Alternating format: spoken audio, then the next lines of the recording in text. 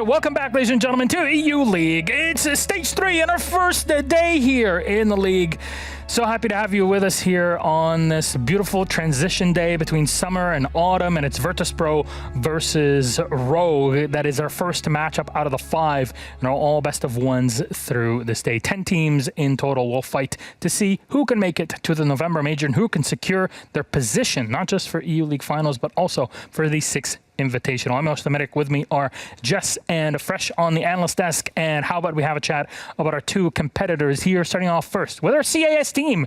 It's Virtus.Pro, Jess. Well, if you heard me speak in the pre-show before, it's a little bit of a shaky, rocky ground there for VP because unfortunately, well, they are just middling in the middle for what seems like forever. I'm not sure that's ever really going to change. So for me, VP is going to have to show up in this stage. Otherwise, it is just going to be the continual curse of not the CIS region anymore because Empire has stepped up. It's just the curse of VP, and I'm not sure what it is, what they're missing. I know you theorized, and I liked your theory about the fact that they're just sort of missing a map pool, fundamentals, etc. I'm vibing with that a bit. I understand that. I just think that sometimes I watch them play and I'm like, this is excellent, and their late round is actually where they struggle. So we'll see. We'll see. It could have changed over the off season. They've had time. Yeah. Time helps. I think we alluded to this with Vitality as well. They've had a little bit of time. They've obviously brought in the coach, and they hopefully have just worked on their fundamentals. If that's the late round, you know, they hopefully they've increased the macro with the maps and the micro with the late round, the shot call and the executions. Might have just been, you know, the damn one key of EU in some ways. Maybe. When it comes to map pool. 2 years late, but let it in. I mean, let it in. Fair enough. Honestly, VP have been on the up and up for so long. It's like looking at Vitality again. So let's see how they do today versus a team that really has not been having the best of times. It's Rogue on the other side. Fresh. How are they going to be like today? Yo-yo. Simple as that. Yeah. You talked about middling. Would you rather be a middling team or would you rather be a yo-yo team? Top, bottom? Because that must be a roller coaster. Would you rather taste the top and know you probably won't get it again? Or what? Are you got a snarky comment? No. You always pull this smile when you've got a snarky comment. I haven't said a thing. It's just Rogue. When was the last time we saw them at the top? Stage. They had a good stage 1. Yeah. And they had a good stage 1 of last year. Yeah. And then their stage 2 has been poor. So if we're following logically, they're going to have a very good stage. You haven't had a stage 3 yet. No. So it's unknown. And I think it's unknown for Rogue as well with their roster changes because we both have a big question mark over Prano. We know he has the quality. He's a good player. He's a good player. And when Secret based their whole game around him, they were good. They were good enough to stay in the league last year. Yes. And I think if Rogue based their game around him, respectfully, they have better players than what Secret had basing game around him last year. Sorry, that was a bit of a mouthful. But I think they can do a better job with it. Okay. And it's just a question mark. And like I say, if they get 3 or 4 games in and Prano on the IGL hard spot isn't working, then things start changing. They get an identity crisis. That's where I do worry about Rogue. I'm then thinking about the map in this case, because with teams like this, you always want to be careful about the map itself. So let's see which one it will be in this case, my friend. 7-map pool, and 6 are down with 1 left at the end. Oh, I thought we were going to get Bank. We're so close. Rogue removing Bank means that we get Chalet, and Rogue are starting on defense. Well, now I don't like Rogue anymore. So Rogue, Chalet start. Jess, what do you think about that? Oh, goodness me. I was bringing up a few of the Chalet stats, and there's 0. Yeah, VIP hasn't played it. I have nothing for VP. Well, we talked about map pool, right? And there you go. Yeah. We talked about map pool and VP having a limited map pool. They have brought Chalet out straight away. So hopefully they've worked on it. For Rogue again, I was hoping so much for Bank. We've not seen it yet. I was hoping so much. And I doubt we'll see it from the teams that have been to the major. This is a kind of point that's across the board, is if they had a little break after the major, they've probably not had time to fit a full Bank strat book in. But as VP and Rogue didn't go to the major, I was hoping they both play it and we will see it. But alas, it's not to be. Well, since I had nothing on VP, I decided to look over to the Rogue camp because I don't like them anymore because they banned Bank. Jess, you can't say that. Reddit's going to jump on that because they already don't like Rogue. Oh, yeah. Right? Yeah, Oh, Really? we love Rogue here. We love Rogue. They Look, bash Rogue for no reason. I Well, come in for and I reasons. comment on one thing on the Yeah. subreddit every month, and then that's it. I have my quota of interaction. Well, R6 Pro League has this like vendetta against Rogue, and I'm going to add to it just a little tiny bit because when they played the GSA finals, they went up against Sissy State Punks, SSP, and they lost 7-2 on Yep. Chalet. I know it's GSA finals, but No, this is a point I was going to make as well, because Kavana had a similar story in UKIM where they played the finals of their national competition just to get them done with. okay. And I went in a little bit on Kavana, and I'm going to go in a little bit on Rogue here, a fresh take or whatever you want to call it. Fresh take, that's what we're calling it now. Fresh take. Winning's a habit, and I would have loved to have seen Rogue go in and really try to win GSA and put in significantly good performances, because I think that is so much better for the mental in terms of the marginal gains or the gains you get from that, rather than the marginal gains from hiding strats or maps in nationals. And it was disappointing to see Rogue's performance at GSA. So again, if they lost Chalet at GSA, as you say, then it's not looking too good. I do want to jump in and quickly say that if you want to know, when we're talking about Sissy State Punks, GSA, national leagues, some teams like G2, for example, do not take their GSA seriously at all. They will do the most randomized strategies. They refuse to use their tier 1 strategies in their tier 2 national league, and they use it as a bit of training for communication, etc., which is absolutely their right to do. However, in this particular situation, when we're talking about Rogue, when we're talking about a team that is, sort of been a little bit crippled over the past stage and whatnot, my overview for Rogue, and we can't bash them forever, of course, because they have the opportunity now with the roster change to do some very, very great things. I'm worried that going up against VP today, VP is going to be made to look good, or VP is going to be made to look very bad based off of some kind of honeymoon period, which is not VP's fault. Rather, that's Rogue coming in and having that brand new player. Are you absolutely certain that when we jump into Chalet, we will see Thermite, Hamana, whatever, Prano on the IGL shot calling? Is that what we're going to see? I believe that's the indication. I mean, Okay. Meepy spoke about that they were looking for an IGL hard support. Correct. Prano That's why is Prano such a surprised me. flexible player, though, that he can play that role. He did play that role a while for Secret. Yep. But again, then I believe, during the last stage, Yeah. he did it for Secret to a point, and then it was like, this isn't working, we need Yeah. to change. And again, that's where I do worry about Rogue. If they get to that point, then who jumps on that role? And then they have Prano in this kind of flex role. If that does change, it's a big unknown in my mind. Okay. Unknowns, but then Rogue, I think it's safe to establish Rogue are the ones that are supposed to step up in this. Yeah, VP it's are the ones that are Rogue's to looking win. much better. So what can Rogue do aside from speculation? Hey, what is Pano going to do with the team? How are they going to mesh? When it comes to actually like banning operators, what sort of strategy they can do? What can be done? Who starts on attack? Defense for Rogue, so attack VP here. Okay, that actually bodes pretty well for VP because, I mean, historically, they used to be a very fast attacking team. Unfortunately, in the last stage, they slowed that down considerably. Hopefully, they speed that back up because they were a team that was very fast in their attacks and they knew how they wanted to get in early mid-round. Remember, again, they struggle with their late round, lose rounds as a result. So I think starting on attack on a map which actually has a pretty high attacking win rate outside of, of course, coastline, etc. So I do think this is a good map to start attack on, even though some teams might disagree. So we'll see. We'll see. Rogue have some of the best support staff in the game. I know we alluded to Vitality. did. They've got Meepy, and they've got Arkoof as well, and they've got Bernadette, who Bernadette is as their well. psychological coach, yeah. Rogue, in my experience, a lot of the time, they're very good at counter-stratting. You'll often see them play a team on a map that they played the previous Playday. So from my point of view, map-wise, there's not a lot on VP on Chalet. So Got nothing. in terms of counter-strategy, it should just be both teams kind of doing their own thing, showing us what they've got. And again, I believe that probably plays into VP's hands a little bit more than it does Rogue's. Just a little bit. Yeah. Just a little bit. I do agree. I think the CIS teams are the kind of teams that turn around and go, rather than adapting to what our opponent's doing, why can't we do our own thing and do it well? Do it better, yeah. And Team Empire is embodying that 20-fold at the moment. I think VP wants to be the little brother of that, so sure. We're going to have to see that today. Unfortunately, I don't feel like Chalet is the best proving grounds for either of these teams, so I will have to wait until their next matchups consecutively next week to see whether or not they have improved as a team. So my question, playstyle-wise in this, with Prano being brought on, will Rogue lean more towards roaming and lurking on their defense? Leon Gids loves lurking. He loves it. He loves having the solo YOLO kind of plays. They tapered him in a bit, but I don't know whether he'll be allowed back out, to sort of just wreak havoc on the map or not. Again, yet another question. I have so many questions about this team. There's big unknowns, I think, from Rogue, and that's what we're wondering is. They have two of the best two of my favorite gunners historically, Aces and Leon Gids on their roster. There's so much they can Crine do. as well. Crine has a lot of untapped potential. Obviously, I was in G2 when we picked Crine up, and that was such a controversial move. Yeah. And Crine, when he trialed and when he was in scrims, he was going absolutely nuclear.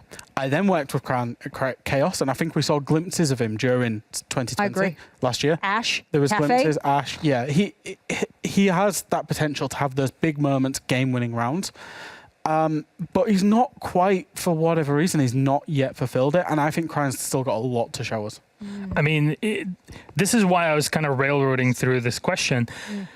Because, and just an update for everybody, we're still waiting until the lobby is ready. That's why we're kind of going over the usual time here for the desk. I was told there was a big button that we just had to press. No, that's the casters that press Oh, it. sorry. Yeah, we need to run over to Tim. No, here we don't do any of that. It's just the casters that click it. So blame it on that. I don't know. Yeah, it's not our fault. Yeah. So with the fact that, okay, you're expecting them to be more maneuverable around the map. They kind of have to be to pick off VP as much as they can. Yeah. What operators would be fitting in this? Because VP, we can easily snipe off a Valkyrie, which is very common. Yes. It's very hard in Chalet. Yep. And suddenly information game goes down significantly for Rogue. So how will they try to adapt around it? What's your thoughts, Fresh? I mean, you're going to see a lot of gun. You look at the players. They've got Leon, they've got Crine, they've got Aces, Prano as well. They're tremendous gunners. So it would almost be foolish not to go into a very frag-heavy setup. Yeah. Sledge, Ayana, Ash, Sophia LMG. We saw yesterday in APAC North just how good that LMG can be. So those kind of setups with one breacher, maybe even that breacher being Ace or Habana, don't expect to see a lot of Thermite potentially. And I think that's what Rogue need to do in terms of playing to their strengths. Yeah. How many defense shields would come out for Rogue? Like, because you're thinking, okay, how can a defense be built? Either we're building to be very maneuverable around a hard point, which is usually the site or the room right next to it that basically cuts the rotation between the two sites. Or we're just going to mostly maneuver around the map. Top floor is very important. We know how library and that hallway is very important. Power position. So power position is very important here. Goyo fitting into this, Wamai fitting into this. We know also that VP like to ban a Wamai, and hey, you're giving them options here. What do they ban? The Valkyrie, the Wamai. There's decisions. We'll start weighing heavily on them. Yeah, I mean, I was looking through some of the compositions that they ran in those for said GSA finals, and a lot of it did have a dual shield setup. So do expect that there will be shields, and most teams run it. I am surprised that they don't run a lot of Aruni. Aruni's quite popular on the defensive side of Chalet, especially for blocking lines of sight. Wamai bans are quite popular on that map because of the ceiling beams. A lot of teams will throw their discs on the top there, so a lot of teams get rid of it. They're very well hidden, aren't they, in them beams? Exactly, and so you only have to deal with maybe a Jaeger, etc. And that's why teams will pair a Jaeger with an Aruni laser gate. However, we haven't really seen that from Rogue. I hope that changes. Part of me hopes. But I mean, from what I'm seeing here, they love the double shotgun SMG setup of Smoke Mute. They've got a bit of Mozzie. There's Frost as well. Okay, I'm guessing the Frost was built on the bar side because Frost on the bar side is chef kiss. For me, I'm wondering whether or not... no more 1.5x. Yeah, we're bashing on Rogue. I'm wondering whether they're like a whole stage behind strategically for Chalet. Oh, that's a big shout. You know what I'm saying? Chalet just in particular? Looking at their just for Chalet. I'm not talking about them as a I mean, overall team. if we're going from GSA, we talked about how they're just turning up and playing it. So we might see a completely different lineup. I mean, they've been an off-season, Aruni. so of yeah, course exactly. There has to be. And obviously the Mute change. You said they played a lot of Mute. Mute has had a change, which makes him less... We're still seeing him a lot, but it makes him less proficient at absolutely everything, which he was good at. Yeah. So it's whether they've got the... Rogue has a lot of commitment. Chalet has a lot of commitment and discipline needed to stay behind the shields, to not peek. Yeah. Because you play this... It's almost got like a utility game, especially on the bar and the library sides. So... That's the big question on the defense for Rogue, is whether they can stay behind the shields, identify the points, the choke points of the attackers, and capitalize on that. I can't wait. Yeah, I want to see it. Finally, we get to test these teams. It's been a while since we've seen them. Of course, neither one of them was at the Mexico Major. So, Fresh Jess, thank you very much. And thank you very much for watching at home. Kind of living through this as we're waiting until our lobby was readied up. Chalet. I certainly hope so. But finally now it is ready to go. Chalet is our map. And let's toss it then to Ace and Des. That'll take us through Game 1 is Virtus.Pro versus Rogue. Thank you, Milosh, and thank you, EUL, for coming back to us. It's been 3 long weeks since the Mexico Major, Des. I've been staring at walls, sat at my dining table, staring into empty pools, just waiting for this moment, and here we are. Lots of people saying that staring at paint is boring, mate. I know what you've been like these last 3 weeks, but get your snow boots out, Ace. We're going skiing. In fact, what do you prefer? Skiing, snowboarding? What kind of man are you? Never been, Des. And I know that's going to blow your mind. We're going to have to change that. We're going to have to change that at some point. That is for sure. It'll be one for the record books, I'm sure, as this game will be. They were speaking on the desk about Rogue and their kind of struggle lately about the war they've got to get themselves out of, because let's not forget, they are still in threat of relegation. There is Secret, there is Heroic sat in that level as well, struggling near the bottom, but Rogue are not a mile away. Every one of these games has been important through stage 1 and 2, but that comes into just super sharp focus. We're talking full 4K now, Des. This is what it all comes down to over the next 9 matches. 4 teams like Rogue, even potentially a Virtus.Pro, teams that could be pulled into that battle at the bottom. Now, we're going to have Thatcher and Flores banned out to begin with on the attacking side. No major surprises there on Chalet, particularly that Flores Des. We see a lot of those Rotero drones used to get in there, clear out power positions like Piano, get rid of the shield. Not going to be the case today. No, I love seeing Flores bans these days because he is incredibly impactful on this map. Can count on, well, my hands, your hands, everyone else's out there's hands, the number of times that we have seen Flores use to clear out office as an example, force a player holding behind half wall outside of the room, open the wall and look to go for a plant. Just very, very oppressive when he has easy access with those Rotero drones to key parts of the site. Otherwise, it's everyone's favorite 2 defensive bans. It feels like Ace, Mira and Valkyrie coming out. We saw Valkyrie available for one of the APAC teams yesterday when they played on this map, actually. We cast it in both the games that we cast yesterday, so I can't remember which one exactly, but we saw it being put to some use. Not hyper-effective use, but being put to use, getting those cameras outside the map and feeding out. Is there a bathroom window assault coming in? Is someone playing on library stairs window? There were all kinds of questions to ask, so we'll see. And whoops, WTG forgot a skin, apparently. That's a bit disappointing, mate. You need the skin.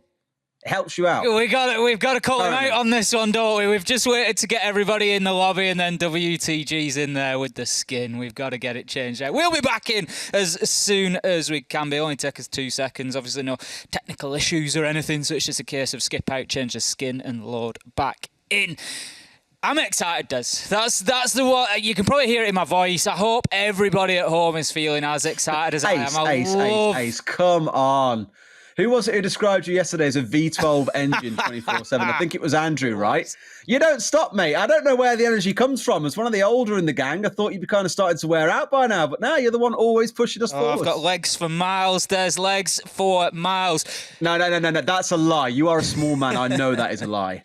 But I genuinely am. Like, coming into this, I can feel like the tension. I can feel the anticipation of this EUL Stage 3. And just as Fresh said on the desk at the beginning, it's just so exciting is the final stage because it's where those decisions are made. It's where every game, every kill counts. And we're going to see that from the absolute off. This game is going to be important for Rogue. You're going to be looking at every one of these matches over stage 3. Come the end of things, we're going to be looking back, breaking it down, analysing. We're going to be looking to dissect exactly where the season of 2021 went right for Rogue or went wrong for them, and that is the case for all of our EU teams. We're just waiting for those tantalising matches to roll round over the next few weeks to find out exactly who is going in which direction, who will be leaving us, unfortunately, and who is going to be heading off to that major.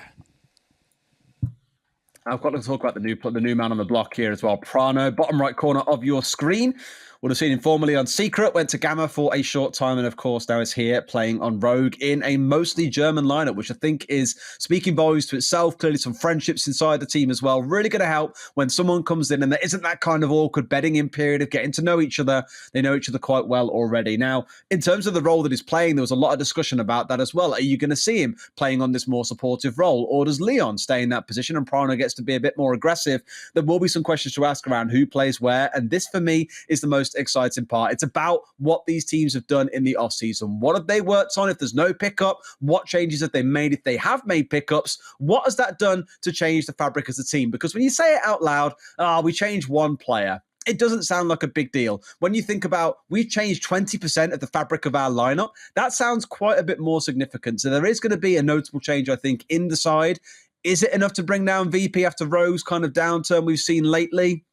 A few question marks around that still, Ace. Well, this is it, Des. We say there that one player's changed, but it's not just one player. If the IGL is changing as well, then that just magnifies everything, because like you say, it's that focus, it's that drive, it's that decision making, it is the eye of the storm to a team that it's where the decisions are coming from, it's the engine room, it's the really vital change. It's not like just changing a wing mirror on the car. It is a big component part. So yeah, it's going to be fascinating to see how Prano fits in. We know his ability, we know that he's extremely capable at getting frags, at being flexible, at playing in different ways, and sometimes we see players like that move into supportive roles and actually flourish in there, because you get sort of like a Playday. You're coming in with somebody who's playing on the Thermite but who's going to get 10-12 frags in the game as well, and that can be a dangerous thing.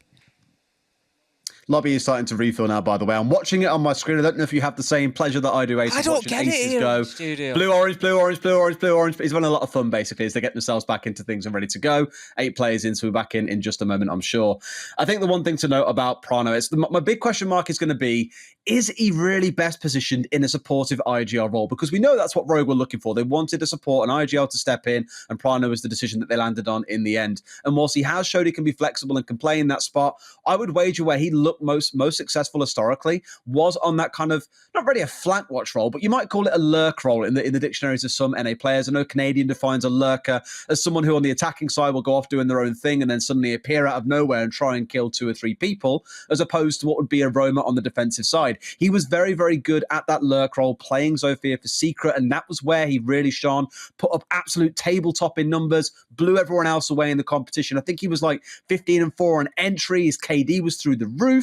He did a lot of work for Secret. So I'm still asking questions of, is him going into a more conservative position, playing on the supportive role, right for him? And that really is going to be something we have to learn throughout the stage, and question marks will be raised if we get towards the end and that isn't really going right for them. You might even kind of leverage the same towards Keenan on the side of Team Secret that we'll see play later on, someone that we saw being an out-and-out gunner inside a Challenger League, and now he's stuck playing in a more supportive role for Secret. So lots of players to observe throughout the stage, I think, and see what changes they make as a team. All in all, for me, just a really exciting to the end of the EUL calendar. Yeah, absolutely. I mean, I just want to add a little bit of sauce on top of this game as well. I'm a sauce man, Des. I love a bit of chili sauce. I love to spice things up a bit, get it on there.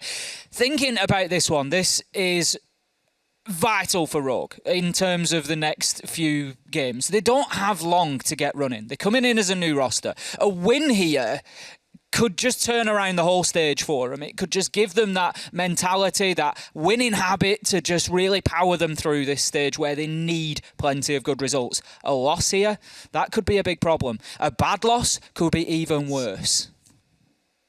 You lose all 3 points here. I mean, it was towards the back end of stage 2, we started saying things like every point counts. And it's it almost feels kind of cliche to say that every point matters, because ultimately everything does matter. But even more so now in stage 3, when eyes will be, I don't want to say less on who's in the top 4 and who's not sat at the bottom, but there will be a lot more eyes turning towards the overall EU standings, because as a reminder for those of you that aren't sure how this works, you finish last in EUL overall across all 3 stages.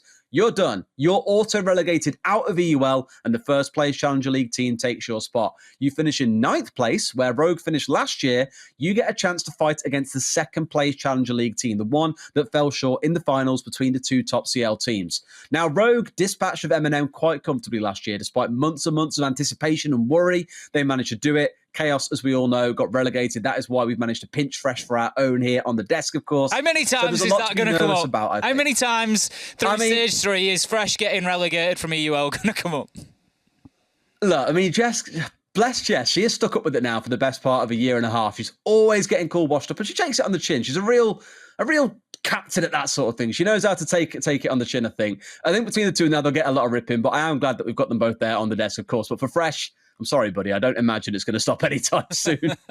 But, you know, that is the real key. As you say, it just gets more and more important. And my concern for Rogue is here. You're coming into a game on Chalet against a team that you've not got much information for. You're starting on the defence. We saw Chalet twice in APAC yesterday, Des. You and I both cast it. And we saw, a lot of sort of attacker waiting in those two games, I think it's fair to say. So I just feel like Rogue start off a little bit on the back foot here. If they take the loss, I'm just worried about the mentality of the team at that point. You know, like you say, you're fighting against those bottom positions, particularly 9th and 10th, and you've had this rough stage 2. You come in and I'm sure there's a lot of positivity in that team right now. You're thinking, right, we've made our change, we've had the boot camp, we're ready to go, we've got everything in place. And then if that doesn't work today, I think that could be a big blow, because then you start thinking, not again. You know, we thought that we got this fixed, and so I think that today is an extremely important game for Rogue to come out of. I think much more so than it is for Virtus.Pro in some ways. Virtus.Pro, I think, are likely to have had a good off season. They've got WTG established back in there, and I think it's probably been quite productive for them not being at the Mexico Major and just being able to have that focus. But, you know, does it have the same weight on the game tonight as it does for Rogue? Maybe not. But again, you just get into, and I love these carousels of arguments about, you know, is that a positive or a negative thing? Rogue, yeah, sure, it gives them the motivation. They're in there because they've got to win this one. It's so important to get a strong start, but with that comes pressure. And how is the team going to react to that? I tell you what, Des, we're not going to have long to find out, because we're loading in. We are going to Master and Bedroom for our first sight on Chalet. This is match number 1, Playday number 1 of the European League 2021 Stage 3. We've got Virtus.Pro and Rogue for your viewing pleasure, and we are getting right into the action. And our casting pleasure, Ace, as well. We get to bring it to the screen, which I'm excited about too. This map for me, look, last year I was kind of the curse guy in Oregon. I've seen every single cast that came up, I got Oregon. And I passed that on to Happen Fluke back in last stage. They were the ones casting Oregon continually. And it seems this stage, and lately, Chalet is just the map that we always land on. And for me, it is my favorite map in the game at the moment, for the sheer reason of, I think it's quite easy to watch and understand what's going on. It reminds me of Consulate. Rest in peace, goddamn heart. I'm so sad that one's gone. But what I like about it is it's quite linear. You start from the top side, you work your way down, or you start from the bottom and work your way up. It's like Villa, but not as wide. It's a little bit simpler to see what's going on and forces a lot more engagements between teams earlier into the match, is the way I look at it. Some really exciting bits to watch out for. A lot of vertical play to come into it. It's just overall a really good map in the meta right now. And so between these two teams, I think it's a perfect one to see for the both of them, what they can do on it at the start of stage 3. Pasha immediately getting an air jab in downstairs there, and I think that's going to be to protect Rask. Rask is going to be using a vertical angle that we saw in APAC North yesterday. It's not one that we've seen too much in EUL, I don't think. You get underneath, open up the ceiling in the big garage with the butt. Wow, they're even taking it a step further, Des. They're going for the whole triple deck angle there, right up to the really top smart floor. But it gives the opportunity to challenge onto the solarium stairs as well. You got to remember, though, Leon Gids making the challenge in reverse. Those angles work both ways, and Rask just manages to dip himself away, doesn't take any damage, but he's going to prevent the defenders moving around there. The air jab's in position to cover his backside should anybody try to push in through the downstairs, but pushing in with an opening kill is going to be crying on Rogue, just roaming around there and managing to find himself one onto Pasha. Good start indeed. I mean, that was really smart. Yesterday we saw a lot of sledge, where you get on top of the car and you can smash the wall out and see up solar stairs. It's really nice, but with the Buck, you sacrifice frag grenades to be able to open up that entire floor by half wall. A real power position for a lot of defenders is to hold there and be ready to back away when you start getting pressure coming in from this bathroom window. That's what you're seeing Milan doing now. So just like yesterday with the APAC teams, all the focus goes on taking control of solar. But when it looked like VP have done the right things and got themselves in and looked to start moving forwards, you had one jump coming in through trophy window that got taken out. Leon's just found yet another, despite being forced all the way back. So Rogue, with a really aggressive defense to start, is making VP pay for assuming it'll be simple to just open the floor and push your way into the map. Really good start for Rogue. Yeah, Rogue looking good. They're not getting carried away. They're not doing anything silly. They're just holding their angles. They've got themselves set up. You know, this is exactly what we want to do. Virtus.Pro won't be too worried about this. This is the first choice site for Rogue, so we'd expect them to come in and put up a good defence. Whether that changes when bodies start dropping in the other direction or not, we'll see as this one progresses. But right now, Rask, he's moving through Dining. He sees the man. Can he get the kill? Yes! Shuts down Aces. Can he get himself a second? He sprays through the wall. He's going to find some damage, but not manage to get himself the kill. 30 seconds left to go, and we've got Kajeka just holding an angle now, just outside of Piano there, just looking to hold down this. He's on the cover for WTG, who's getting the diffuser down, Des, and it's an absolute freebie as they're completely unaware of Kajeka's position, and this time he's covered the plant instead of putting it down himself, and that's an interesting change for Virtus.Pro now. Kajeka hits the deck. Can he find his man? No, he cannot. Shut down by Cryan. 1 versus 2. It is all up to WTG. I love how he's like pulls out the gun 6 and goes, "Oh hell no, I can't use this." Has to put I tried to gloss over it for him, Des. No. I'm definitely exposing him for that every step of the way. WTG getting pushed onto there. You might panic for a second and think, "Oh my god, how have they got the plant down?" And fair enough. That one kill was enough to push the whole of Rogue back. They removed the pressure. They got the control of bathroom window that we were talking about. It was really well played by VP, but Rogue didn't look particularly unsettled. They were in a 4 versus 3. Great first round coming out of Rogue. Yeah, a little bit of a wobble in the mid-round. You know, we had the freebie for Kajeka as the man ran past him from Piano, and just a little bit of a lack of knowing exactly where everybody was from Rogue. But you've got to make allowances for the defenders on that side of things because they don't have access to things like drones like the attackers do. So it's not always necessarily their choice to have intel in an area or not, depending on the utility that they bring, of course, and the coverage that they get out of those cameras, such as the Evil Eye cameras that were in play in round 1 there. But great adaptation from Rogue there. Great retake of the site to get in there, find those final kills that they needed to. The one onto Kajeka was a particularly important initial kill to get because it just gave them that advantage. It put them into the 2v1 and it just removed the crossfire. You've then got WTG on Solarium stairs. He's all alone. You know where he is. The challenge can be made, and it was made fantastically by Prano. Closed out the round, and Rogue, they managed to take their primary site, but Virtus.Pro certainly competitive. I spoke about a number of players yesterday. We started to see it appear in APAT now as well when playing on the smoke, bringing along the FMG. You look towards Leon and think, well, why would he play on site with just the shotgun and the SMG? It's not really a Leon style. He likes to get busy around the map. I think it was Citizen who first popularized this one. They needed a shield operator. They already had Frost selected. They didn't want the alibi. And his description in the interview was, we don't want to bring Warden. We want something better than that. And Smoke does the job just fine. Really strong utility. A shield, the FMG, definitely not a bad gun either. It's not the best, but definitely far from the worst, considering you're on the defender side of things. And I think it's just growing in popularity, not just on Chalet, but on several different maps. It enables you to challenge it more long range. You can play more of a perimeter style play rather than playing as an anchor, for example. Should be really exciting to see what he can do in this round with that as well. We just had a little pop-up there to tell us that it is Easy that we'll be observing for this game. Medics and Easy back for stage 3. Always deserving of a shout out. Do a fantastic job as our observers. And they've got to a point, Des, where they're barely distinguishable between the two of them apart from that pop-up to let us know who it is, and a fantastic job they do as well. Just like Cryan has on the entry so far. Comes in with his second in 2 rounds, this time taking down Rask. That's the butt gone, and quite a lot of utility gone along with him in terms of that skeleton key. Of course, we are attacking here onto Bar and Gaming, so getting some control over Library and opening up those vertical angles is certainly part of that playbook at times, and that's going to be removed by Cryan, so a big start there. I'm always curious to know as well if Pasha coming along on the Nook isn't necessarily so much to be a flanking player and to try and cause trouble, because he's not really playing it in that way. It's Milan and Kajeka who are off doing their own thing. I think for Pasha, it's more about having those frag grenades on side because they don't have them with the sledge being dropped out in favour of the Buck. So they've got 4 on side. They've got the 2 on the Nook, they've got the 2 on the Iana, and they're the ones they're looking to make good use of. It would be great when you're looking to try and clear out Library, for example, but they're not really being given the chance because they are being challenged. Rip's the next one to be challenged, mind you. It's down he goes to Pasha, 4 versus 4. With 70 seconds left.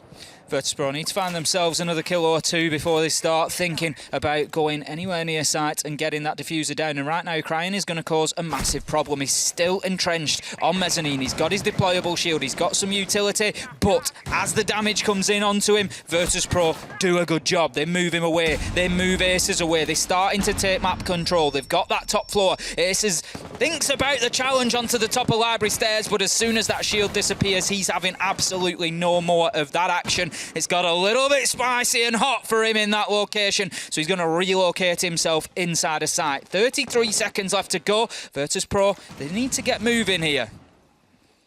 It was Alfama yesterday who was doing as much, right? Dropping down through hatches, disappearing down into the basement, and then coming on the flank later into the round. It's Pasha who might find himself slightly caught up here as it's Leon, the one holding close. Smokes off the one, can now challenge onto Mud if he needs to. And there we go. Grenade coming in. Beautiful timing coming out of Pasha. Down goes Leon. 4 versus 3, but that clock, it waits for no one. It certainly doesn't. They're moving in to try and find kills, but no, it's going to be Aces there with a triple.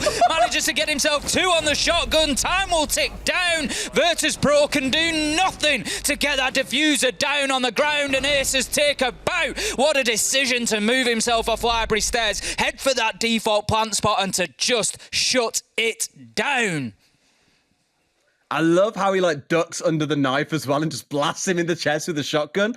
Beautiful coming out of Aces there. Playing on that side player, we mentioned Leon being the one stepping off, playing on the smoke with the FMG. On the mute, you don't really get as much of that. You do need to have someone with a shotgun still, so he was the designated site player. But again, beautiful stuff coming out of Rogue. It looks a little bit dicey in those final 15 seconds, but one thing that has haunted Virtus.Pro and Empire, I don't know why it's the Russian teams especially, has been clock management. Leaving it to 10 seconds leaves no room for error, and well, there was a big error in the sense of let's all just walk into a shotgun waiting for us behind the half wall. Lesson learned, I hope, for the side of Virtus.Pro, because Rogue, they haven't looked too challenged so far in these 2 rounds.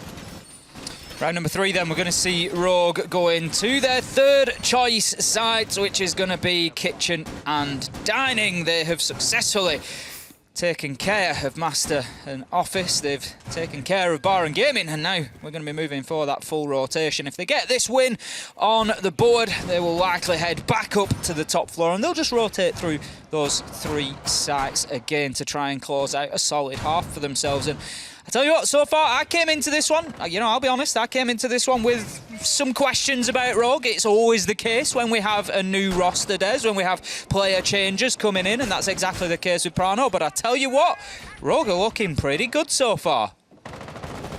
They are, yeah. It reminds me of Rogue in a lot of ways when they used to go and play on their more default maps. They've really liked best of ones. It's why you'd often see them be the team that struggled at LAN, right? They were always great playing on like a clubhouse or whatever map they chose to go to where they could do some counter prep. I'm thinking back as well to their game against BDS on Oregon where they were the first team to beat them in stage 1 and end BDS's dominant streak. And BDS didn't really lose after that point, but that's beside the point. It's more that when Rogue get onto a map they know, they do look really confident and really, really stable. Now you're looking at a different map coming out altogether here. Things are going to be a little bit different for them. Time will tell, I guess, how this map itself plays out. Speed lag for a couple of seconds there. Forgive me on that one. This casting from a hotel, a little bit questionable at times. But for me, again, it's about the confidence they're starting to build. And for Virtus.Pro, that team that has been, I think it was the consistently inconsistent is the best way to describe them right now. It's so hard to call between these 2 teams in week 1, right? That's why it was so split. Was it split in the talent predictions, by the way, or did we all tend to lean towards VP?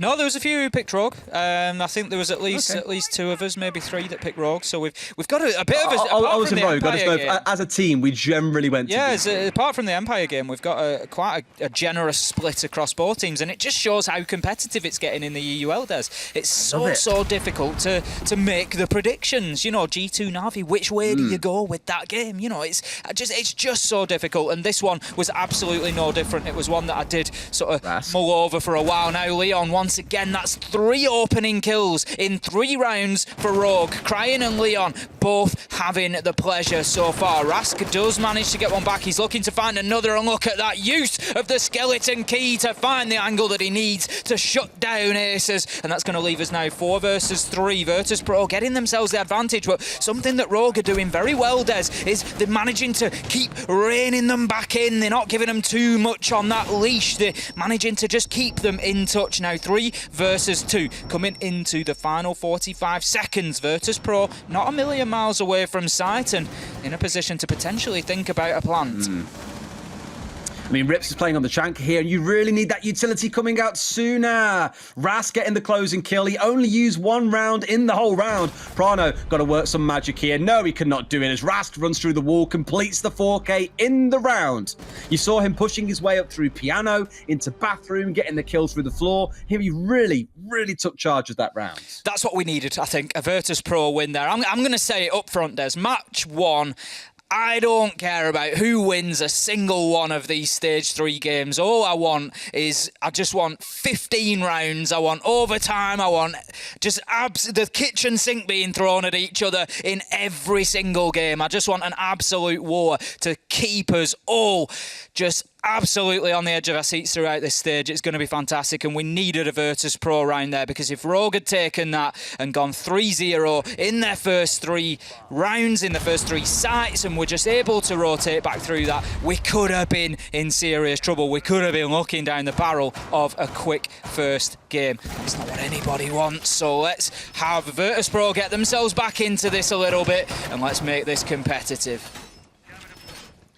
Then how things go now. We're going back through the full 3-site rotation, so back to where we started in round number 1. If you recall back then, Virtus.Pro did pile tons of pressure in towards Solar, and given that we've got Rask on side once again with the Buck, just suggests to me that you're going to see a very similar sort of setup coming in again. Otherwise, why bring the Buck on this site? It's the main purpose of why you'd want to bring him over, say, a Sledge to make sure that you've got frags on side. The key tweak here is that the Nook is on side. It was dropped away previously for the Nomad, so I'm looking at that and thinking, again, it comes down to having more of those explosives on side to keep a good close eye out on those frag grenades and where they're aimed. I imagine you'll see them going towards, for example, Rips' shields, in towards the Evil Eyes, and if they're lucky, a kill or 2 on the way through as well. We just saw that skeleton kill from Rask again onto Ace. An absolute beauty. He must have been doing his floor peak training, Des, on the old aim labs. He must have been getting in there, because those bars can be an absolute nightmare at times, but he navigated them absolutely wonderfully. Now then, Pasha got himself a drone set up in the game room there. He's going to be looking. He knows there's a man inside a split, and there he is now then. Crying, well aware that there is somebody on that double window, or at least has got a strong suspicion. For the time being, he's going to dip away from the angle, but he needs to be careful here, because Nock is a very quiet operator and can use that Hell presence reduction device to get themselves off the cameras. Goes in and looks to make a challenge. Pasha is not going to find the kill. One reigns in at the same time. It's Rask with a headshot onto Leon. Crying does get chased away sort of marginally, but manages to find himself one up through the hatch. And this is great play from Crying today. He's a player that Fresh picked up on beforehand. We had a conversation whilst we were walking into the studio about Crying and his ability, and he really is showing it as now. Can he get himself a second? No! Shut down by Pasha, and that's going to leave us 4 versus 3 right in the slap bang middle of the round. That wouldn't be so bad, I think, if Leon hadn't also died elsewhere around the map, because if he's wasted 90 seconds of a round, forcing 3 or 4 players from Virtus.Pro to focus on him, and 90 seconds have been concluded, a few drones have been thrown in there, that'd be a beautiful roam coming out. But now you find Rogue in this 4 versus 3, with 75 seconds still to play, tons of utility available for the side of Virtus.Pro. They can start thinking about this plant soon, I imagine. There's still a little bit of clear work to do inside of Piano itself, but again, being down 2 members, you're going to start seeing holes in this setup for the side of Rogue that Virtus.Pro can step into, one of them potentially being inside a Piano when no one is playing in behind the shield ace. Well, the problem here for Rogue is you see the 3 players that are left, they're all on the north side of the map, and there's nobody, more importantly, Des, that can really impact on that potential plant behind the half wall. We've got Aces with a Nitro. He is playing underneath. He can move out. He's used it now to great effect onto Pasha, taking him off the rappel and saying, you know what, you should have gone in for that plant. That's exactly what Virtus.Pro do, but they lose 2 men along the way, and that leaves WTG once again in a difficult situation. He finds an absolute freebie onto the alibi, but then gets downed. That is it. That's the round. Prano able to go in and disable his second diffuser of the night, and that was well managed by Rogue. I was concerned and trying to explain that plant inside the half wall, it was difficult for them to prevent, and indeed we saw them not prevent it because they didn't have smoke canisters. They didn't have much utility that could really deal with that at a distance. But Rogue said, you know what, it doesn't matter. We've got another route that we can take here. We're just going to find the kills, and then we'll pick up the last man once he's got the diffuser down. Rogue right now quite happy to play for retakes and doing it fantastically well. What I love about that really was Rips' 2K coming out from their bookcase. That was the big couple of kills they really needed because it shut down so much pressure. The one onto the window, the one pushing through the double door down to library corridor. That just removed any kind of sting from the attack coming out of the side of VP. Because once that window's been cleared out, the office window, the double one that so often cuts, you know, the whole angle straight through to where Rips was playing, also inside of the actual site of office itself, or inside of Master itself, sorry, you just lose a lot of the zip that you have as the attacking team. So a really critical fight for Rips to win, to then swing and get the second player inside of the library hallway. Absolutely beautiful. Removes all the zip, like I say, and makes it very easy to close that out in the 1 versus 3, or the 3 versus 1 for Rogue, I should say, even with the diffuser being down on the ground. They just look very, very comfortable right now playing for retakes, I'd say, Ace. Absolutely that. You know, Rogue are not scared whatsoever of that diffuser going down. You know, if that's the case, if that's the choice, if they can leave themselves in a more powerful position for the retake, they seem comfortable in doing that, and that is, it's a big feather in your cap for a team. You know, it is a big ability to have, to be able to go in and get those retakes locked down. They give themselves every opportunity there by just melting away a couple of the Virtus.Pro players and leaving themselves in a 3v1. It was very well played, and that has been the story of the map so far for Rogue, really. Now, heading into round 5, they're going to be defending this time in Barton Gaming. We saw them win it back in round number 2. It was reasonably convincing. If you remember, we had the Aces triple kill right there at the end on the default plant spot. He just planted his feet and said, I'm going nowhere. He was ducking knives, he was hitting shotgun shots. There was absolutely no stopping the mute.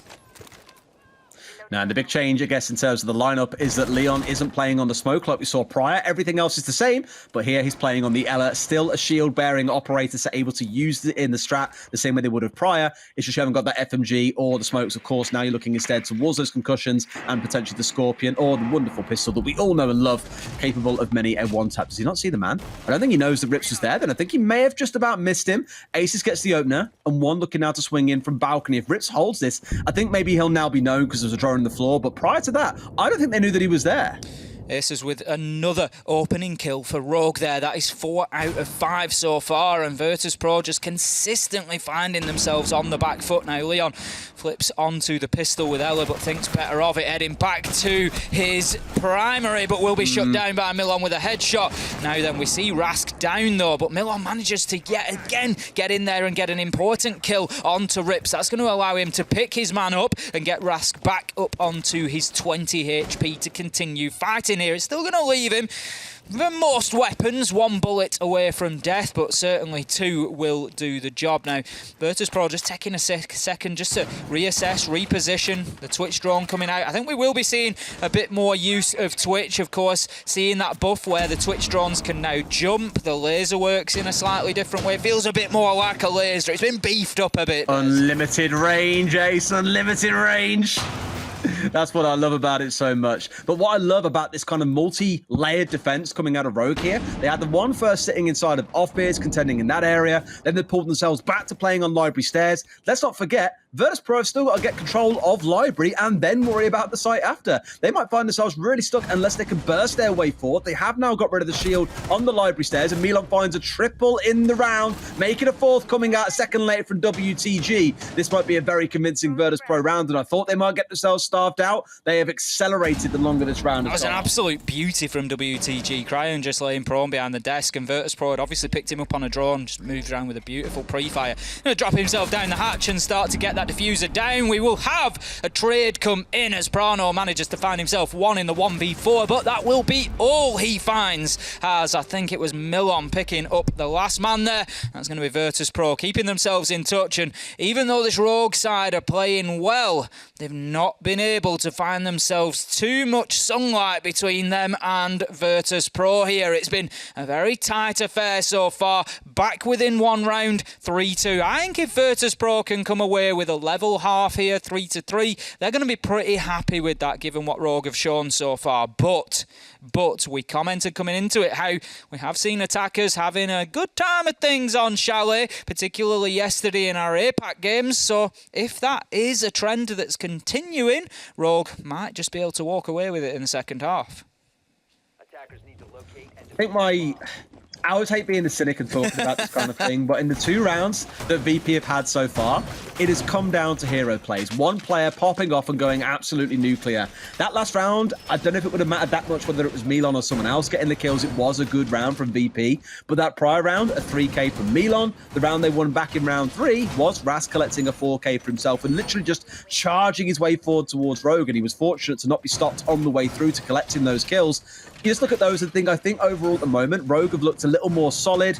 Sure, they've lost a couple of roamers quite early on in some of the rounds too that has come back to bite them at points. It's enabled the diffuser to go down and VP to be in with a fighting chance. So it's not like Rogue have played flawlessly so far, but I am quite impressed by their defense, which, as you say, for a map like Chalet, where attacks tend to do better, I think so far is looking really good for them. Absolutely, and I think coming into the second half, I think particularly rounds 7 and 8, they're going to be critical rounds. That's where we're really going to start to see the character of this Rogue side. Yep, we've seen them come in on the defence, but you got to remember, all this is pre-planned, Des. All this is set up beforehand. They know exactly what they're going to do. Coming into Chalet, they know where the reinforcements are, the utilities go in, they know where everybody's playing.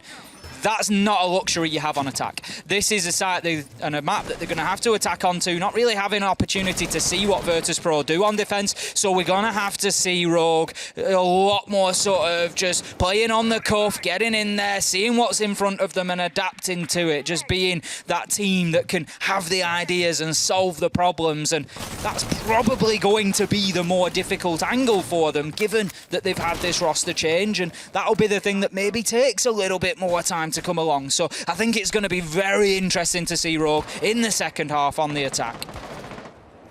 Absolutely, I agree. But before we get there, Ace, there are still 2 minutes of this first half to play. Virtus.Pro, the ones now looking to work on the south side here. We are attacking downstairs. Let's not forget into kitchen dining. Normally mandates that you have to attack it the same way as if you were attacking the top floor. You clear out piano, you clear out office, you take control of library or solar, you take your pick on those fronts.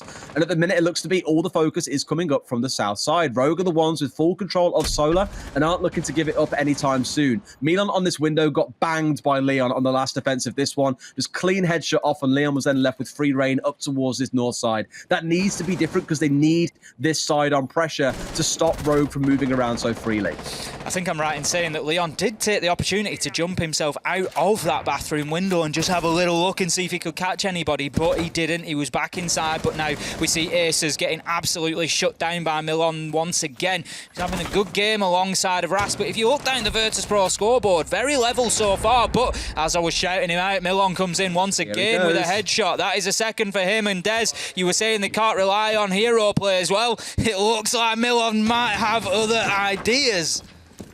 I mean, they absolutely can rely on them. It's just a question of what does that say about the team as the rounds start to develop further and further. And in this spot, with 2 opening kills coming out of Milan, you are certainly not complaining. Rogue knew that he was off towards that west side and they got punished for it. They didn't know about him on the window, and he finds a third in the round. This is what I mean, Ace. He's a one-man army walking his way through 1v1 after 1v1. And finally, there's a bit of bite back. Leon now left alive and has got to pull off a clutch all by himself. A retake. They're used to these, but WTG gets the shutdown. 3-3 at the half. I'm already starting to sniff overtime, Ace. We are no nearer to knowing which one of these teams is going to walk away with the 3 points, or maybe even, as you've said, Des, you've teased it, maybe we'll head into overtime. Maybe there'll only be 2 points available for the winner. For anybody newer joining us, maybe you picked us up around the Mexico Major, loved what you were seeing and came back for some regular EUL action. We will play 12 rounds as regulation time. That could, of course, the mathematicians amongst you will notice straight away end in a 6-6. If it does, we will not have a draw. We will head into overtime, which will be a best of 3 rounds. And what that does is it just adjusts the points that are available slightly. So we'll win in regulation time inside those 12 rounds, so 7-5 or better will find you with 3 points, speeding its way towards the leaderboard for you.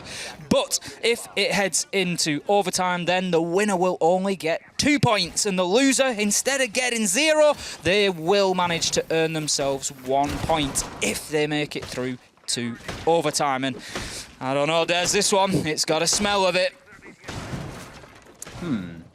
There's a few teams doing this, actually. I'm not sure fully on what the game plan is. For like the wall that's opening up in towards office that you see a lot of teams putting small holes into, it's never a full rotation. It's just at feet level. I think just to give you some angle to contest into, what we saw from Rogue was they wanted to play inside of the office itself and give someone the ability to challenge from these back stairs. It just stops the attackers being as comfortable as they might otherwise be playing inside of that room. Again, just slowing them down, looking to give you a free tag or two, and assuming you can't find a kill, you just drop down the bottom of those stairs, retreat into bar and gaming, and you are set. So it feels like it's more about those long angle contests and trying to make the attackers feel a little bit more wary of what might come biting at their heels. Now, we've seen this from Cryan previously, but on the flip side of it, he was playing down in basement on the defence. This time he's been sent down there to clear out anybody who's trying the same thing as him, and look at that. Absolutely shuts the man down on the blue stairs and couldn't have found a better opener. Taking down the hero of round 6, it's going to be Milon. Gone. Shut down with a beautiful headshot from Cryan on a great initial roam clear. What an entry play from him. That was absolutely textbook from the sledge. That, to me, is one of them ones where Milan just slams his desk and goes, what the bloody hell was he doing there? You'll be livid that he was lurking down in the basement so early on and is now looking to be that kind of monster of the deep, the one hiding under your bed at night, looking to come up and grab your legs if you're not too careful, because he has just ripped the floor mat out from underneath VP. Aces with a second coming in, this time coming out on the Twitch, and now Rips is the one trying to get himself inside of sight. He's in there so comfortably. In fact, all of Rogues, they've stepped in, they haven't paid rent, Ace. They've just said, this is ours for the taking. Where is the bar? Where is the win? WTG left alone in a 1 versus 4. Nothing to come from that. Rogue are everywhere. They're like rats coming out the walls, Ace. VP with not a hope in hell of winning that round. Absolutely not. They were completely and utterly stifled from minute 1. It was beautiful to see from Rogue, and more importantly, let's not gloss over this one, Des. We've got to pick up on that. Questions were asked about Prano, the support role, the hard breach, taking the diffuser. How was he going to fit? Was it his game? Well, he's just shown us there. He's come in on his very first attacking round for Rogue.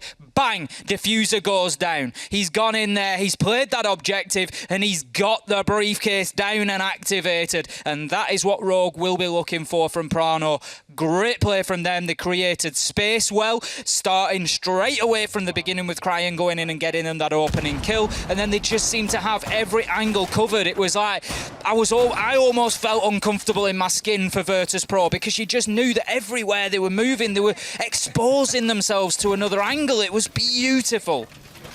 You kind of just like, where's he going to get shot from? Where's he going to get shot from? Then, oh, he's been shot from upstairs. Where's he going to get shot from? Where's he going to get shot from? Oh, downstairs. There was just someone everywhere for Rogue, and that was what was so good to see, being very fluid, not giving VP time to adapt or even pause or breathe. That is the aggression that Rogue has shown historically that does catch a few teams out. It's when they come up against really well-structured teams, I think that sometimes they can start to struggle. But I'm glad to hear that they're kind of outpacing VP and showing what they can do. On VP side, they had their time in the first half. They got those 3 rounds, so it's far from over yet. But I know this is the round that you always love talking about, Ace, because it's that critical 4-3. round of, does it go to 4-4 or does it go to 5-3? Because although those numbers sound so close together, it feels like an absolute chasm when you are the team that is down 2 rounds, knowing that one more round guarantees that team on 5 at least 1 point in overtime. And on the flip side, you know, Rogue have had the run of things, you would argue, so far. They've been playing very, very well, but for all that effort, you've only got 4-0. You're still level. What can we do to beat this? All those mental games playing in.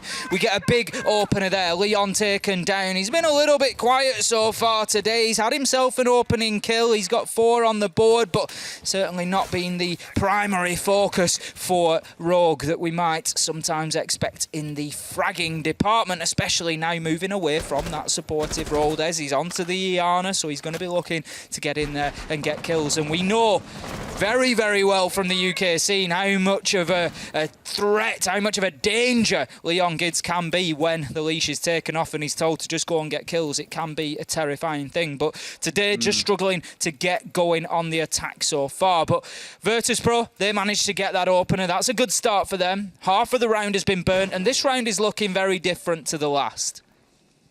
I mean, it's kind of not so much a spawn peek, but a jump out from Milan. Quite uncharacteristic for him. It's normally Rast the one going a little bit mental with things like the jump out, sometimes joined by Pasha. But picking off Leon, removing 2 of the frags at the 4 that they have got inside. Beautiful start to the round. Yes, you can ignore. Okay, never mind, it's changed. I was going to say the top of your screen would have said 6 frags. There are only 4. I think it's a small UI bug that we have got at the moment. But it removes 2 of them from the board very early on, and you remove Leon. Really good risky play coming out from Milan. One that gives his team that 5 versus 4. And now they're going for this committal hold up towards Solar and saying to Rogue, look, if you want it, you're going to have to come and fight for it, as yet another run out comes through. This is it. You'll love to see it sometimes. Virtus.Pro are using that very specifically as a tactic to make Rogue waste time, to make them feel unsafe around the map, to know that they're going to get run out on, that they're going to have those aggressive players. Now then, Milan finds himself another. He's absolutely unstoppable right now. In and amongst that, Pasha does get taken down, but it leaves us with 40 seconds left to go on a 4 versus 2 in favour of Virtus.Pro right now. There's an absolute ton of work for Rips and Prano here. They're going to have to start finding kills first and foremost. We see the laser gate just reactivated on the window there, just to make things that little bit more difficult as if it was needed, and you can only hold that angle for so long. WTG, he manages to find one onto Rips. Prano just trying to see if he can get anything going. It will be a trade, but when he's the last man alive, that is the last thing that he wants, and that's going to be Virtus.Pro taking that round, squaring things up, getting themselves back to 4-4 on the scoreboard. And Rogue, they've got to be wondering right now, after some good passages of play, just what they can do to find themselves the gap and get soundly ahead of this Virtus.Pro team. I mean, the answer's simple. Stop giving Milan constant 1v1s. You're just letting him do his thing right now. That's a 4K in that round 2 rounds ago. A 3K, the one before. That a 3K. He makes it look effortless. And you know this guy, when he's on form, like, I think it maybe was stage 2 of last year I said it.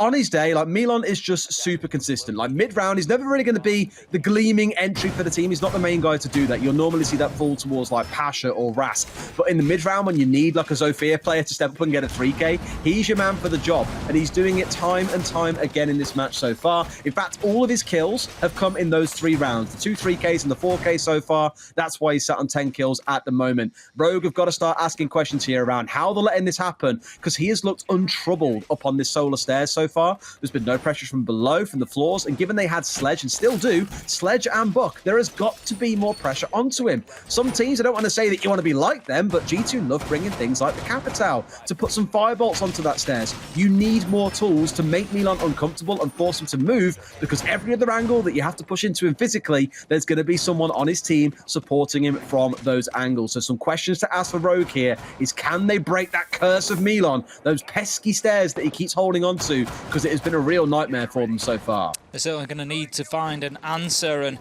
you know, as we saw in the early rounds from Virtus.Pro, they got in there, they opened up the floor that you can see on the left hand side of your screen there. They got into the big garage at the bottom, opened that floor up, and then it gives you the option to put a few nades up there. You know what, I tell you now, that will move Milan quickly enough. Once a couple of explosives start going off in there, he's not going to risk his life to try and hold on to it, but like you say, they need to disrupt him. They need to not let him play his game, because right now his game is working out fantastically well for him. Now then, we've got an alibi on side this time, which is always an interesting one, because Zeka bringing along there, and you can see him just playing in and around those little decoys that he's got. Any of those get shot, and the player who shoots it or moves through it, basically any sort of break, any sort of contact with that deceptive little decoy that we've got will ping the player out. You get a few sort of little red pings every second or so that will just give away their position. So Kozeka is keeping himself in and amongst his little friends there to try and see if he can get himself a bit of intel by baiting someone into taking a pot shot or 2 on. Well, clearly Rogue have done the right thing here, because you're not going to find Milan this time round playing on the solar stairs. He's pulled back inside a bathroom, so a little more defensive, but it's not going to stop Rogue from crumbling from the off. One comes through, a second coming back after the one trade came in from Rups. In fact, a 2K coming out of Reps to bring it down to a 3 versus 3. Not a bad start. Diffuser down up towards the north side, but you've got to worry now about those players on the top floor for the side of VP, because they can look to do some challenging work. Rips into a 3rd in the round. That's what you want. Can he make it a 4th down to the last man that's dropped? not. I don't think he knows. He must surely know. There it is. A quad kill for Rips. A good time to make yourself known, buddy. One more on the top floor. Sees him step over the hatch as well. Will he find the kill? I imagine not, as Crying now steps in to go for the plant. The red ping's coming out. They know where he is. They know what it is that he's trying to do as he opens up the floor. A shot coming into the back onto Karjeka. They've still got 50 seconds to play with Ace. There is so much time here that Karjeka has got to work some magic. That plant's going to get stuck, and now he is stuck in a 1 versus 3. Shot in the face by Rips, who completes the ace in the round. That is how you say to Milan, hey, look, we can do this too.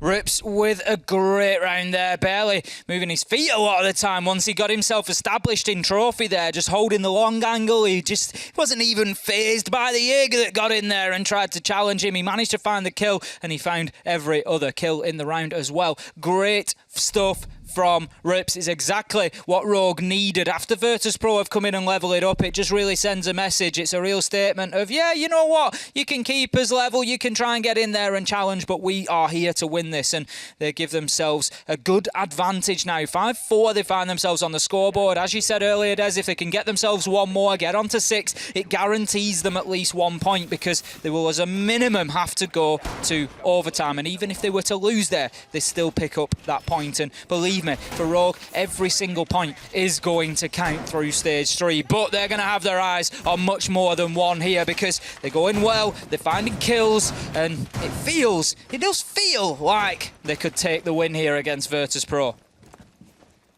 It's starting to get that way, but it's only a 1-round lead. Give Virtus.Pro time, you might find them still yet bouncing back into this game. But again, this is why I was worried back in the first half when I said, look, it's been 2 big rounds for Milan that's gotten the 2 rounds they had on the board, up until round 6 came through and he found himself yet another 3K, because why wouldn't he? He's Milan. I was like, okay, what about in the rounds when he isn't doing that? What's going to be your winning factor? And it's kind of been not so much missing, but lacking, I think, up until that point. So I do want to see a good team round coming out of Virtus.Pro. And it's all good to lean on one player and say, hey, it's fine for them to get the 5 kills, but it needs to be convincing for everything else going on around that. And that's what I'm not really seeing so far, to be honest, Ace. You can see the Claymores being brought along now, and Rogue taking extra care of those run-outs that we've seen Virtus.Pro take advantage of so far. Now, thinking about this site, Des, we are defending Bar and Gaming here with Virtus.Pro. If you remember, this was the site that we saw back in round number 6, and the defense just fell completely flat. It was right Rogue's playground. They were just able to pick up kills almost at will, left, right and centre. They seemed to have every angle covered. There was just nowhere that Virtus.Pro could go, nowhere that they could be safe. Now, Virtus.Pro, they need to find something different here on Bar and Gaming. They need to mix things up a bit. We're just going to lose a Yokai drone, I think, there, but Rips will be downed in the process. Milon getting a little bit keen for that kill, just exposes himself. He's going to take the jump out and he will finish it, but he did take a lot of damage, more than half of his health there in securing that, but that is a good opener, and Virtus.Pro 5 versus 4. The war of Milan and Rips begins now between those 2 players. That will be the back and forth that we'll have to keep a close eye on. Oh, what a shot from Basha in towards Trophy, I think that was. Finding himself yet, well, not himself yet another kill in this round, but another kill for the team here. 5 versus 3. And Rogue has struck. Oh, stop it now. That one's a naughty one. A 2K in the round for him. A 5 versus 2 for VP. This is the kind of round you want to see. One that's full of confidence that Rogue can't get any real control of. Again, taking 1v1s onto these players. Rips in the opening death was a bit of a surprise, I think, but I'd be shocked if Rogue can bring this one over the finish line. 5-5 and potentially overtime. It looks to be where we'll head, Ace. It certainly does look like a possibility. Bar and Gaming is a site that Virtus.Pro have really come back and sent a message to Rogue. It's a real answer back to that round 6 that we saw, where Rogue were just absolutely supremely dominant at attacking this site. Virtus.Pro have said, yeah, that's absolutely fine. That is absolutely fine. It was nothing more than a blip, and we've come back with just a stronger defence. Now, Aces looks to move into the site, has absolutely no idea that WTG is hiding himself away on a little rat play in the corner there, gets his man, and then who else? Milon to finish off the round. And that's going to be back to 5 versus 5. Toss a coin if you've got one, because that is going to be the only way to decide which of these teams is going to take this. So evenly matched, so entertaining, and what an opener to EUL Stage 3. We couldn't have asked for a better game, Des. The way it's shaping up, absolutely not. I mean, there's so many good games to look forward to as well. After this one, let's not forget, you've got G2 coming up against Na'Vi. You've got BDS coming up against Vitality. That's going to be a bit of a grud match. Not because it's like French coming up against French, but because if you remember last stage, Vitality did beat BDS. So there's a point to be proven there, I feel. What I want to see in this game, though, is less reliance on these 1v1s. Because Pasha there was like, look, there's a guy jumping in trophy. I'll win that gunfight. Oh, there's a guy coming down solo. I'll win that gunfight as well. And that was basically Rogue's round sort of over. And this is a really interesting conversation I was having with Alfama yesterday about the different styles that you get in regions. You know, in NA, it's very strategical. It's like playing a game of chess. You don't swing things. You play games really sensibly as a team. APAC, a little more wild. It's almost expected that you'll push out, you'll swing, you'll take that high risk, high reward play. And EU kind of sits in the middle. And that last round really epitomized it to me, where Pasha was quite securely holding a certain spot and Rogue really wanted to press onto, and Pasha was more than happy to step out and take those gunfights. So it was kind of a calculated risk in those fights, and one that ultimately won his team the round. It's a big one that's got him at 5-5. Let's see now how these next 3 minutes play out and which team at least steps themselves that bit closer to not just a win, but also overtime, assuming round 12 goes the other way. Virtus.Pro will be defending Master this time around. They won it back in round 8, and we didn't really see, and we spoke about it at the time, there's enough disruption coming in from Rogue. Now then, as an answer to that, we've got Lion being brought along. We often talk about Lion. Sometimes is there a little bit of we just need to do something, so let's bring along the Lion and let's just shut people in place for a few seconds. We'll see how that plays out. You know, it's not been brought earlier. It's all the way to round 11 before we've seen the Lion brought along. Out goes the EE1D scanner and does absolutely nothing, as Rask and Pasha manage to find themselves 2 onto Leon and Rips, and Lion certainly was not the answer. It's Virtus.Pro that have found their bite.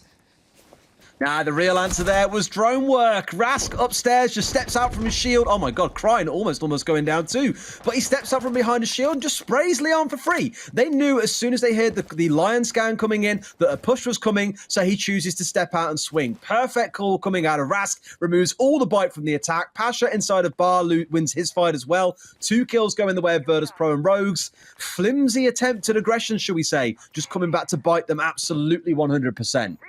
Crying on super low health at the minute, just trying to manoeuvre his way through. He's getting some information fed to him by the looks of it. We just saw the yellow ping popping up there, but he needs to find himself a kill. This barbed wire is going to prove a real problem for him because he's been crouch walking up those stairs to prevent himself being heard, but he doesn't touch the barbed wire. Pasha doesn't hear him and finds himself shut down, but the problem is that leaves Crying now in a position where they know exactly where he is. He's got 2 choices here. He either just tries to push the angles and continue aggressing, which is what he's going to do, or he relocates elsewhere. But you can see Virtus.Pro now, they're happy to play this passive Des. It's a style that we see NIP adopt quite often, where they'll go in, get those couple of big early kills, and then just collapse back and make it very difficult. Just give the attackers very little room to manoeuvre, and that's it as Prano tries to manoeuvre his way into a favourable position. WTG's going to shut him down with the headshot. 30 seconds left to go.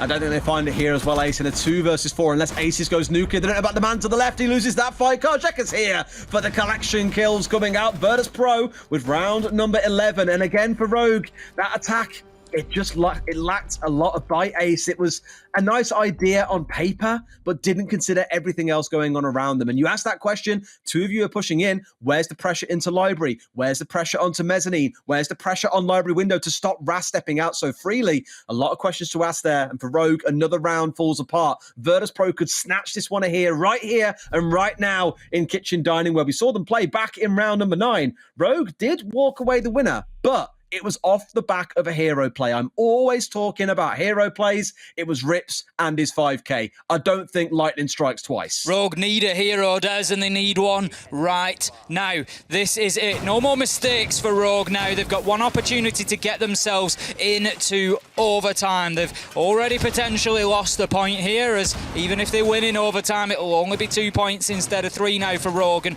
you've got to look at the story across this entire map of Chalet. It's been an absolute brawl all between these two, but Virtus.Pro now taking the lead after round 11 for the first time so far in this matchup. Virtus.Pro have not yet been ahead, and what a moment they have chosen to get their noses in front right here at the crucial moment. You only need to be in front once, Des, and if that once is where you seal the deal with a match point, it is going to be everything that matters. And how heartbreaking for Rogue, coming in with a great performance, with the new player slotting in nicely, and you start thinking, yes, this is a Rogue that can get wins. To lose it at the last second, that could be crushing. I mean, it's not almost like it's the first time that's happened, right? Like much of last year, some of the losses they had, even so much as last stage, they come through in games that you look at and just think, oh, Rogue could do so much better. They were a couple of rounds away from a win. I know Fresh is sitting there reeling at the thought of all the games that they lost out onto a draw, for example. This could end up being the same sort of case of Rogue come the end of the stage if things carry on this way. But let's see if anyone gets picked off early on, because that has been the defining factor. We spoke in the first half about how many opening kills Rogue were finding. In this second half, it has swung massively back towards VP through little silly deaths, blind peaks coming out. Sure, the occasional cheeky run out coming in from Virtus.Pro at the same time, but a lot of it has just been losing members early on when they really had no business to. Crane just holding an angle onto that bathroom window. Just going to relocate slightly. As you can see, they are very aware of the potential for run-outs from Virtus.Pro. They don't want to be losing any men early to a cheap play like that. Milon needs to be careful. He's certainly lining up on that window, and he's got it knocked out at the bottom by the looks of things. He's ready to just spring himself out of there, but for the time being, he's going to hold himself back now. Then good progress from Rogue as they managed to get the Selma device deployed on that office wall. That will open things up and allow them access to the top floor. They're of course attacking downstairs onto kitchen and dining. The Selma devices will be applied, but that mute jammer is going to need to be cleared. We have had some changes to mute, of course, where the area of effect is now a sphere rather than just a sort of straight cylinder up and down. So if you'd applied them higher on the wall, they would have an effect, but no, Rogue were happy that they'd get in there and they'd be able to clear that jammer out. That's exactly what they've done, and they've got the access to site, they've got the access to the plant spot. Now they need to find some kills. And they've done all the right stuff on the south side, right? But that's why Virtus.Pro pulled back towards the north side and they're saying we have no issue playing a little bit further back. I wonder if they're almost looking to play a retake here where they're saying, Rogue, look, you want to come pushing in the dying few seconds? Go for it. We will completely shut you down given the time. That wall is opened up. They've got the top side control as well. But oh my God, do these two players know? Does Pasha know that he's got a man waiting off to his left-hand side? Surely he does. But if he gets picked off here for free, this could be a problem. One stepping out across into Snowmobile. It's like two ships passing each other in the night, Ace. They just keep on missing. But Rogue find the 2 kills they need elsewhere. Rips with a great swing, finds a third. This should be the round for Rogue that guarantees overtime. A 5v1. Milon the hero. I don't think he can do it all for himself, but VP need a hero right now. Out comes the spray from 2 angles. Rogue win, losing only 1 man. And shock horror, Ace, we get a game in overtime. It's as if it's a habit for you and I, Des, and we come in absolute first match of EUL. Playday 1 of stage 3, and it's going to go to overtime. Now we've got a tactical timeout taken by Rogue, I believe, and that's just going to give them a minute. That time has been extended this stage, I believe, so it will be 1 minute that they have to discuss with each other now just exactly how they get this over the line. Of course, Virtus.Pro just catching them up on the back end there, but nobody has any real advantage, Des. It's one of those games where it's really difficult to call exactly which way it might go. It was 3-3 in the first half, 3-3 in the second. There is no advantage to attacking, defending. It doesn't really matter. This is all coming down to gunfights. It's coming down to those early battles. A lot of rounds we're seeing won in the first minute and a half, where you get a 2k, a 3k comes in and the other team is just on the back foot from the off.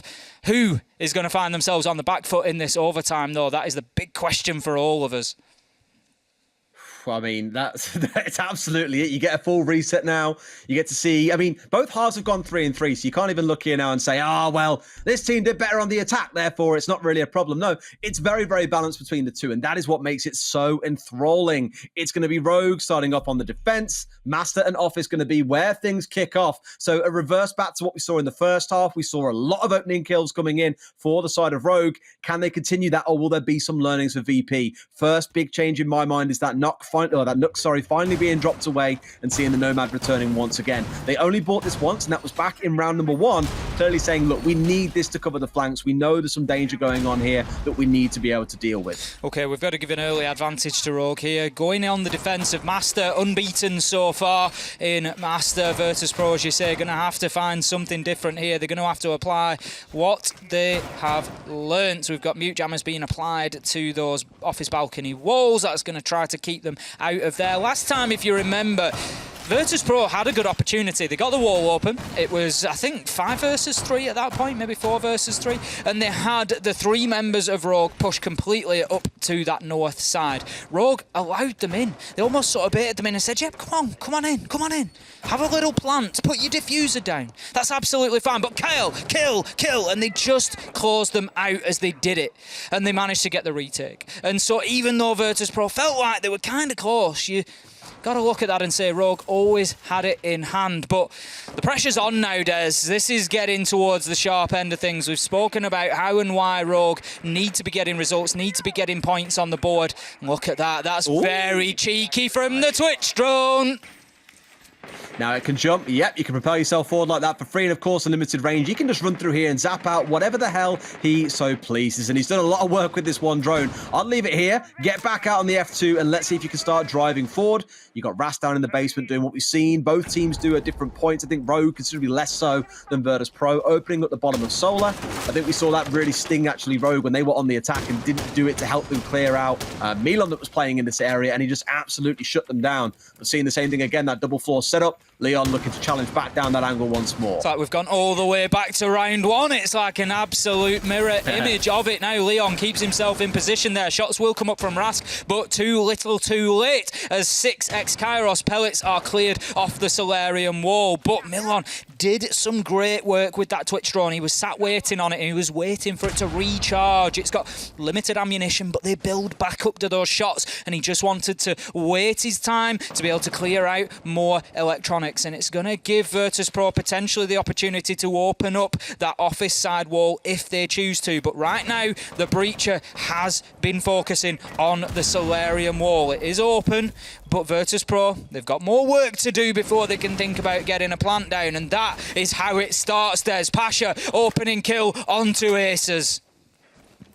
Beautiful that he spent the last minute and 45 seconds on a drone. Then he jumps inside, finds that opening kill. Great to bring down Aces as well, taking that C4 off the board that did so much damage onto the big window previously. Now, VP should feel a bit renewed here, a bit of hope that they can start looking for a push in, knowing they've got the numbers advantage. They've pushed the players back. You can see most of them force their way down. It's Leon, I think they're slightly concerned about. That's a great shot onto Rips as well. 5 versus 3 and 45 seconds to play. Kajeka rappelling in and getting the kill as he does so. But Virtus.Pro, they can't take the eye off the ball here, Des, because this is how it was last time, and the 3 men of Rogue were still able to hold them off. Leon holding off Kajeka there with a headshot. 25 seconds left to go, and there is still a lot of action to come out of this round. Virtus.Pro need to find their way in, and they need to start getting that diffuser down. WTG has it in hand, but the kills continue coming. Leon, Prano, and it's 2 versus 1 now as Virtus.Pro find a bit of an answer, but the diffuser's down cold on the ground. It's all up to Prano. Can he survive? It's 1 versus 2. It's 1 versus 1. It's 1 versus none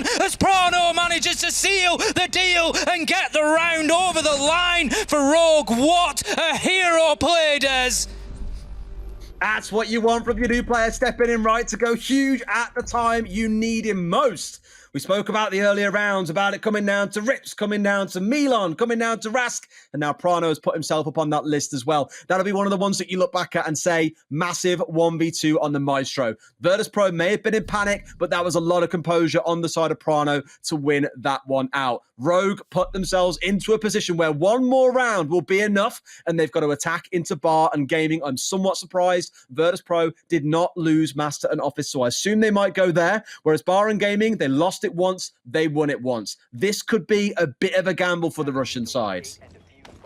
Maybe just trying to catch Rogue on the back foot a little bit. We saw very different rounds here in Bar and Gaming. It was the one that I commented on particularly. We saw it in round 7 where Rogue came in, just absolutely smothered Virtus.Pro. There was just nowhere that they could move. It all started with a great entry kill. If you remember, Crying moving through the blue corridor, knew exactly where Milan was stationed on the blue stairs and just pretty much one-tapped his head right off and started the round as it went on for Rogue. But then we came back in round 10 and it was almost the exact flip reverse, and I can see after that round 10 performance why Virtus.Pro would come back to this side. But they gotta find that round 10 Virtus.Pro, Des. They've gotta find that round 10 defense now, because Rogue, they are going to be coming in this absolutely red hot after that last round. You cannot underestimate how much of an impact that Prano 1v2 will have had. That will have sent the adrenaline not only of him but of his teammates through the roof. If they can keep a lid on it, keep it calm,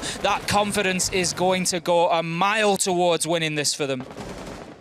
The thing is, I look at this round and I remember what happened for them last time round. It was when Pasha had that 2K from Dining up towards Solar and up towards the trophy window. That was the big difference maker for them. If he can have a repeat of that, great. But this is what I mean by they lost one round, and the second one, it came down to that big 2K coming out of him. I'm not struck with the most confidence. We'll give it time and see what happens. Leon pulling out the first EE1D 45 seconds in, and WTG going low. There's pressure onto him finally. Oh my God, it's an explosion of kills. 3 out of nowhere, make it a 4th. Rogue are looking for the 8-6, and Rask, he knows he's got nothing to do here except flail to try and fight the way back in. The diffuser is down, and with EE1D still ringing around, that has been a lightning quick attack coming out of Rogue. He finds one. I doubt he'll find any more, Ace. This should be about it. Unfortunately for Virtus.Pro, it was the round 7 defense that they brought along, or more accurately, it was the round 7 attack that Rogue brought along, and they've just absolutely decimated Virtus.Pro inside of Bahrain Gaming. There was only one team playing a game there,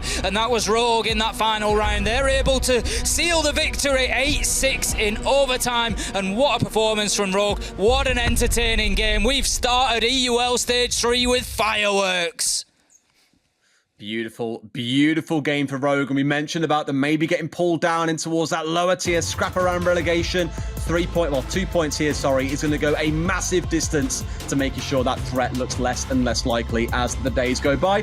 Some good rounds coming out of both teams. Virtus.Pro, Milan especially, prolific game. But it's like I said throughout the match, Ace, you can't rely on half of your rounds coming from one player having a few brilliant rounds. There needs to be more about the more grit and more nous to their play. And we quite simply didn't see that today, unfortunately. There you go. Look, he's back. But no, you're absolutely right, Des. You know, that is the key point there. I think if Virtus.Pro had been a little bit less reliant on those hero plays, those big moments, maybe another round or two goes their way, and they're not in that overtime position. I'm sure there's a lot for both teams to dissect, but there's also a lot for our analyst desk to dissect. So I'll send you back over to Jess, Fresh, and Milosh, who are going to break down all the good and the bad from that first game. Thank you very much, Des and Ace. What a game one to start off.